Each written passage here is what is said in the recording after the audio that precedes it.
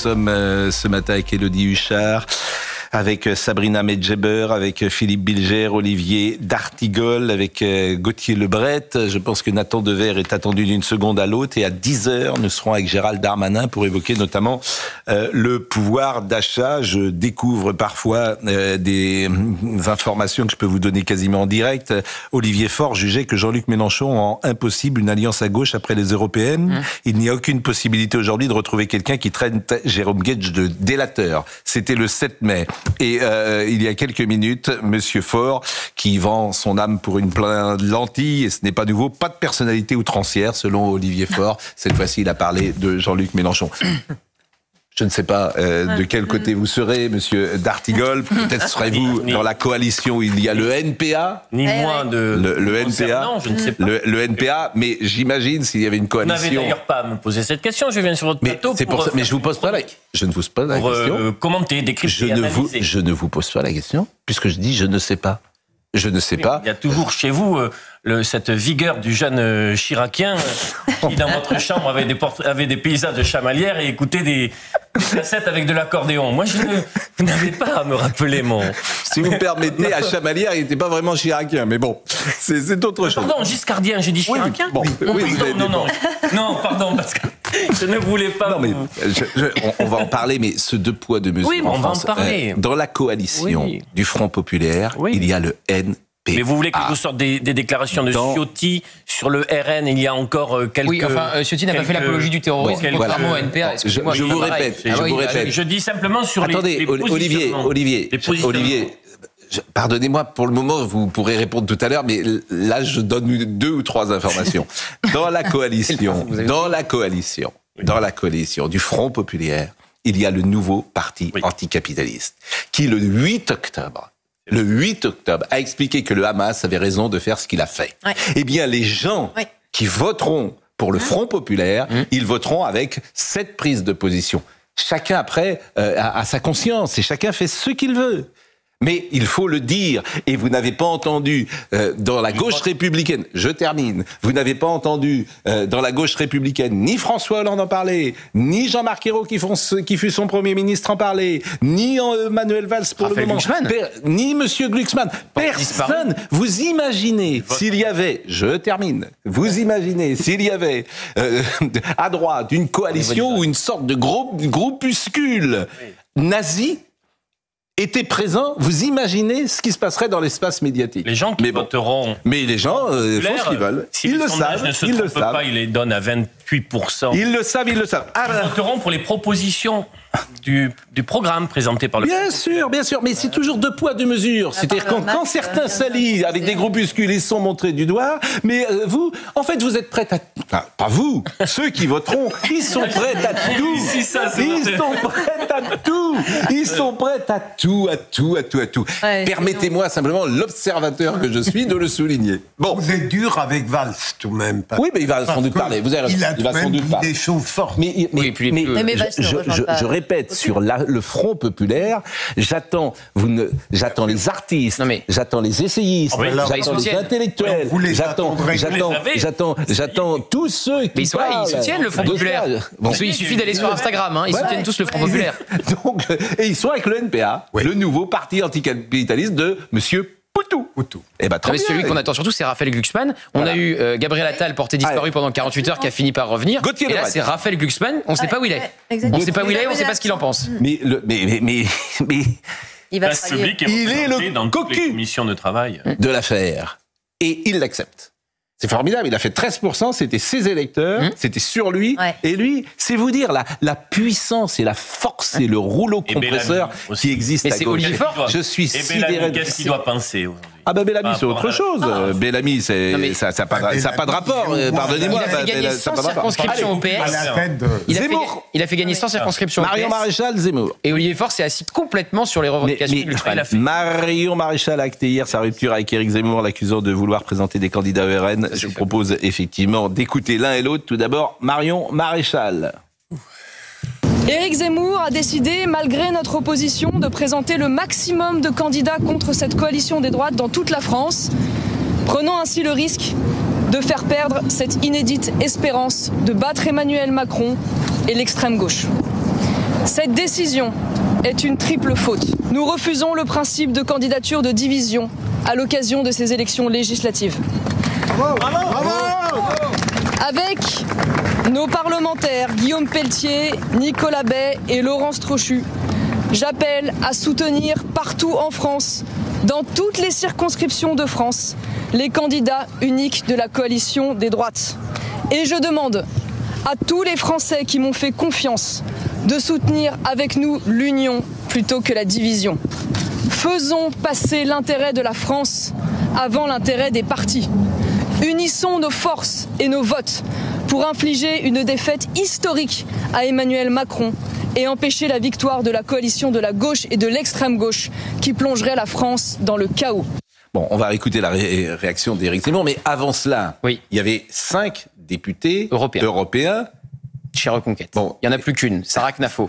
Oui. Les 4 autres sont partis, à savoir donc Marion Maréchal, Guillaume Pelletier, parce que ça faisait longtemps qu'il n'avait pas changé de parti, Nicolas Bay et Laurence Trochu.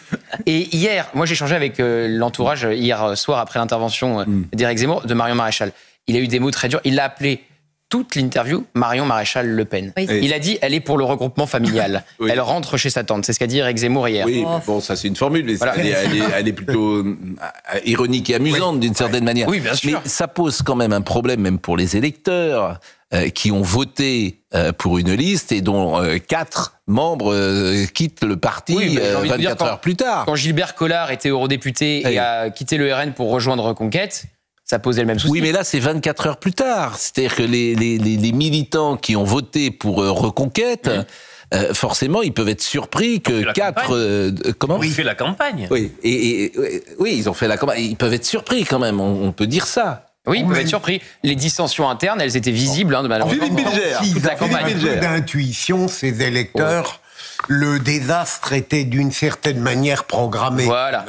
Bon, alors, on l'a écrit pendant toute la campagne, les divergences sur le RN, sur les médias. Même les citoyens de base pouvaient sentir qu'il y avait à la fois des problèmes politiques et psychologiques. Bon, écoutez, une amitié psychologique. Et là, en plus, tout le monde s'accuse de mensonges. Bon, alors, tout le monde s'accuse de mensonges.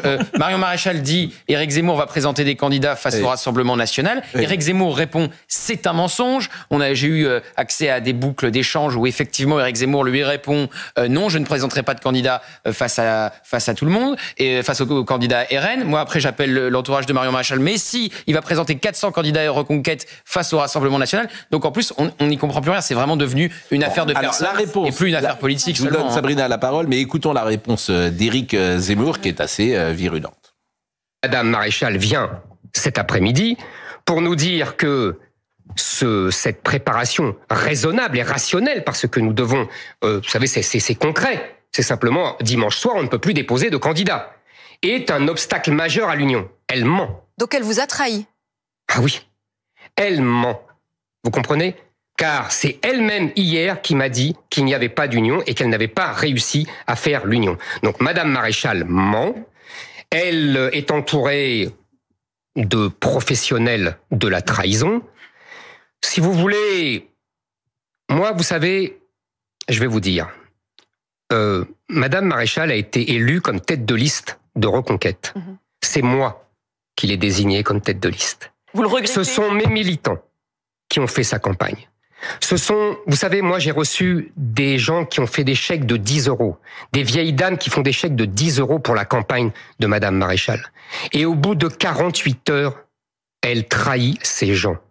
Je dis, moi, que c'est le record du monde de la trahison. Bon, j'ai pas de conseil à donner, en général, à personne et pas à Éric Zemmour. Oui. Mais il y a une règle claire dans la vie. Un traître. Qui a trahi, trahira. Absolument. Donc, quand lui-même récupère dans son parti quelqu'un qui a trahi, il faut qu'il sache que ce qu'il a fait à un autre, il le fera à lui. Oui. Première chose. C'est vrai. Deuxième chose, quand vous parlez avec quelqu'un qui dit pique-porde de quelqu'un qui n'est pas là, soyez certain que quand vous n'êtes pas là, il dit la même chose contre vous. C'est des règles de base que j'ai appris depuis l'âge de 15 ans. Mais voilà. Donc ça, c'est clair. Et une fois que tu sais ça, tu avances dans la vie. Et tu essayes de ne pas être avec des traîtres. Oui. Parce que qui a trahi, trahira. C'est la vie. Exactement, mais moi, ce qui m'étonne, et que je pense bon nombre de personnes qui pensaient ou qui croyaient à cette union des droites, c'est que Marion Maréchal et Éric Zemmour ont été les initiateurs de cette fameuse union des droites. Ils l'ont politisée à travers l'ensemble de leur discours depuis le début, et on voit finalement qu'ils participent allègrement, pathétiquement à la désunion des droites, en fait. Ben oui, mais parce que, en fait, il y a beaucoup, je trouve qu'il y a un peu de naïveté des uns et des autres. Élodie Huchard a suivi cette folle journée d'hier. Vous savez qu'à Nantes, il y a les folles journées de la musique classique. Je crois que c'est tous les ans, c'est formidable d'ailleurs. C'est bien. Une fois c'est Beethoven, une fois c'est Mozart, une fois c'est Camille Saint-Saëns. Que dites-vous, Philippe Bilger? C'est très bien, les folles journées. Ah, c'est génial. Ouais. Franchement, c'est formidable, les folles journées à Nantes. Et bien là, c'est folle journée du RPR, quoi, des Républicains, plus exactement. C'est mon logiciel giscardien, sans doute, qui est en retard. Mais vous vouliez donner une information. Oui, parce que on parle sur Fabien Roussel. Des revirements de chacun. Donc, Olivier Faure qui disait ce qu'il pensait de Jean-Luc Mélenchon il y a encore à peine quelques jours. Et depuis que Jean-Luc Mélenchon est déclaré candidat à Matignon hier aux 20h de France 2, Fabien Roussel, qui a été comparé à Doriot, par des cadres de la France Insoumise, au collabo Doriot. Mais ils sont près d'Adignou. Il dit qu'il est très proche de Jean-Luc Mélenchon, comme chacun sait. Fabien Roussel dit « Nous n'excluons personne aujourd'hui pour Matignon » quand on l'interroge sur Jean-Luc Mélenchon. Mais ils sont prêts. Maintenant, mais c'est... Oui. Reconnaissez... Oui. Olivier, reconnaissez cette vista que j'ai eue. Tous les soirs, je vous ai dit, ils referont alliance immédiate. Et qu'est-ce que vous disiez? Non, je n'y croyais pas. Il y en avait deux qui ne croyaient pas, Philippe Guibert et Olivier d'Artigol. Voilà, mais parce que vous êtes des... je n'y croyais pas. Pardonnez-moi de vous le dire comme ça. Vous êtes des enfants. Vous êtes des enfants. Voilà, vous ne connaissez pas, vous ne savez pas l'histoire. Vous êtes des enfants, et mon ami Guibert aussi est un grand enfant. Vous prévoyez le pire tout le temps, parce que vous avez raison. Mais non, je ne prévois pas le pire tout le temps. Pourquoi tout de même, mais jamais vous êtes plutôt du côté de l'ombre, plutôt que du côté de la lumière. l'ombre. Non, mais dans les analyses politiques sur la gauche, me semble-t-il. Mais c'est comme ce que je vous ai dit sur qui trahit, trahira. Oui, mais j'ai bien compris. Vous connaissez un peu les hommes. C'est une philosophie un peu amère que vous développez. Mais il faut comprendre. Non, c'est pas amer. Quand tu lis un peu t'as lu un peu de livres, tu sais comment ça se passe. C'est pour ça qu'il faut peut-être pas faire plus. Bon, Élodie Huchard. Pardon, l'enfant, le naïf. Je vous dis ça parce que je vous aime bien en plus, vous le savez. Et on s'aime bien. Il n'y a rien de supérieur dans la culture de la gauche, que vous approuviez ça ou pas, que l'idée face à la possibilité de l'accession d'un membre du RN à Matignon, tout est oublié. Ça, c'est vrai. C'est-à-dire que ça aimante une coalition qui, au nom de cet intérêt supérieur... Quitte à s'allier à un parti accusé d'antisémitisme, bien sûr. Rien n'est supérieur à ça. Oui, rien n'est supérieur à ça. Quitte à s'allier à un parti... On est en 33. Nous sommes en 33 et Jordan Bardella, c'est pour vous Adolf Hitler. C'est ce que vous m'expliquez. Je le résume à grands traits. Non, je n'ai absolument pas dit ça. Avec votre sens de la nuance. Avec ce sens de la nuance qui peut me caractériser parfois. Mais non, mais l'antisémitisme n'est pas de son côté lors de cette élection. Bon, Élodie Huchard, vous allez nous dire ce qui se passe parce que cette journée est assez folle. On va voir. D'abord, il est où Monsieur Ciotti en ce moment? Mais en théorie, il est censé être reparti au siège des Républicains, dont il est toujours le président et qui aujourd'hui sera ouvert. Normalement. Il a les clés. Il a les clés, Annie Genevard aussi, puisqu'hier, elle a pu ouvrir la porte avec son double. Bon, il y a effectivement... vous avez tout vu hier. Vous avez les clés? Non, vous avez tout... Non, je n'ai pas les clés. Non. Mais apparemment, beaucoup de personnes les ont quand même. Non, mais vous allez pouvoir nous donner les clés de ce sujet, si j'ose dire. Bon, on a fait beaucoup de reportages sur les squatteurs sur CNews. Oui, le ministre du Logement a tweeté à ce sujet, d'ailleurs, pour aider les Républicains. Je voudrais qu'on voit quand même le sujet. Éric Ciotti est un homme seul, aujourd'hui. Il avait sans doute imaginé que des députés le rejoindraient et ce n'est pas le cas. Des députés sortants, vais-je dire. Il y a eu des défections, peut-être. Il y a eu des choses faites trop rapidement. Éric Ciotti, au début, pensait pouvoir compter sur une dizaine à peu près de députés sortants. Des députés, d'ailleurs, dont les noms avaient déjà fuité dans la presse comme ayant envie de se rapprocher du Rassemblement national. Le problème, c'est qu'il l'a fait un peu seul, un peu vite, et que finalement, aujourd'hui, il emporte avec lui uniquement, entre guillemets, Christelle Vintorny, qui est une députée des Alpes-Maritimes, et Meyer Habib, effectivement, mais qui est, lui, apparenté LR. Alors, il est seul, par contre, du côté des cadres.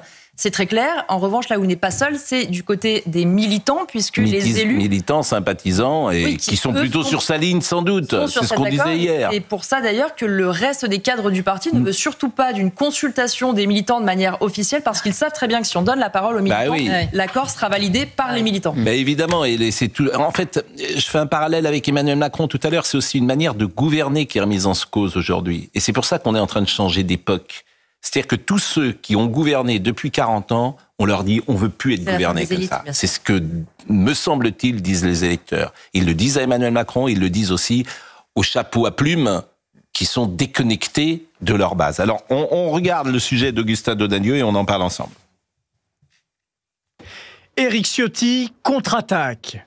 Après la décision des cadres du parti de l'exclure de la présidence des Républicains, le député des Alpes-Maritimes conteste sur notre antenne la légitimité de ce bureau politique et annonce rester en place.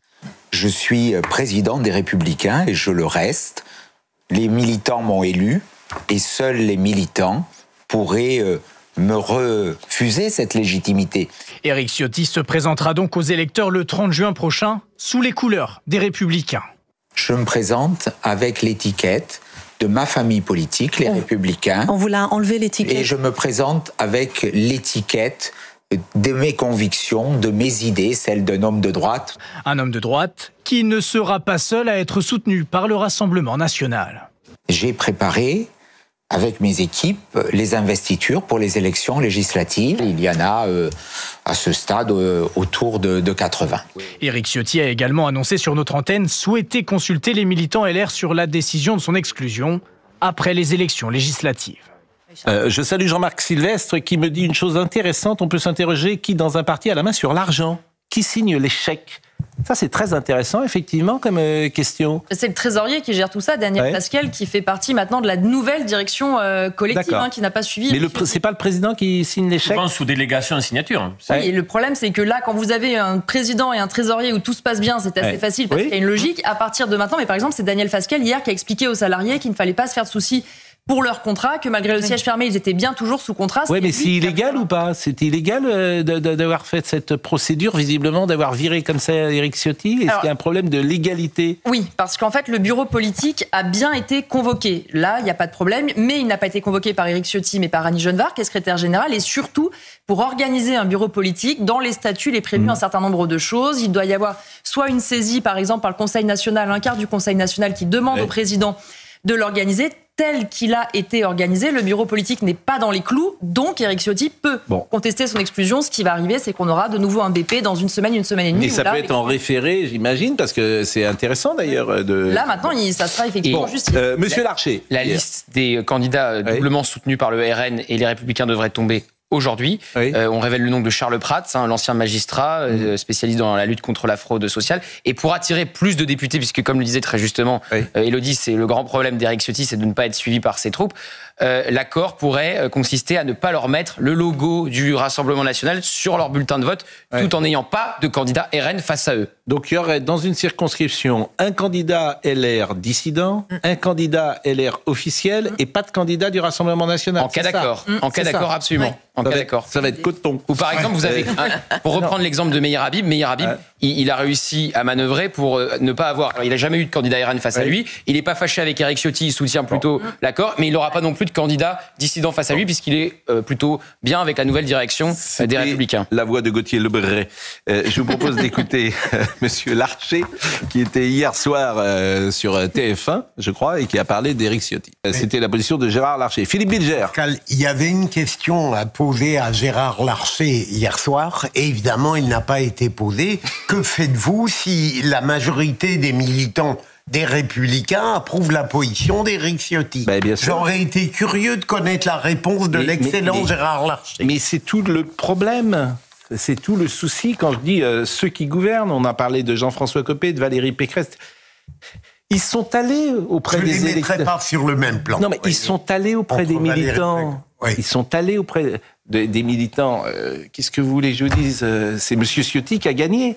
C'est la ligne la plus à droite des Républicains qui a gagné. Xavier Bertrand, il n'a pas la même ligne. Non. Xavier Bertrand, il pourrait travailler chez Emmanuel Macron. Tout le monde l'a compris. Il était d'ailleurs sorti des Républicains. Oui. Et après, il donne des leçons de trahison. Il revient. Qui a trahi, trahira. Il y a toujours plus de N'oubliez pas. Mais qu'il soit contre l'accord. Mais il y a des gens qui trahissent jamais, bon sang de bois. Oui. Qu'il soit contre l'accord. Pardonnez-moi de le dire comme ça. Il y a des gens qui sont fidèles. Ça peut arriver quand même. Voilà, fidèle à des hommes, fidèle à des gens, fidèle. Ça peut arriver. Bon. Alors Jean-Marc Sylvestre, il est formidable parce que il vous a écouté et puis lui, il a vraiment les mains dans le cambouis. C'est un journaliste économique et il dit ouais, alors les emprunteurs, ils savent pas qui va les payer. Oui, il y a beaucoup de questions comme ça. Il nous disait tout à l'heure. Pour les candidats. Bah oui. Quel logo, combien de partis met, etc. Bien pour sûr. les candidats qui vont rentrer en campagne. C'est l'homme d'entreprise qui parle, puisque on sait ça pas va très vite, il n'y a pas beaucoup de temps. Oui. Ça ne nous a pas échappé. Dimanche, les listes doivent être déposées. Bonne remarque, Gauthier Lebray.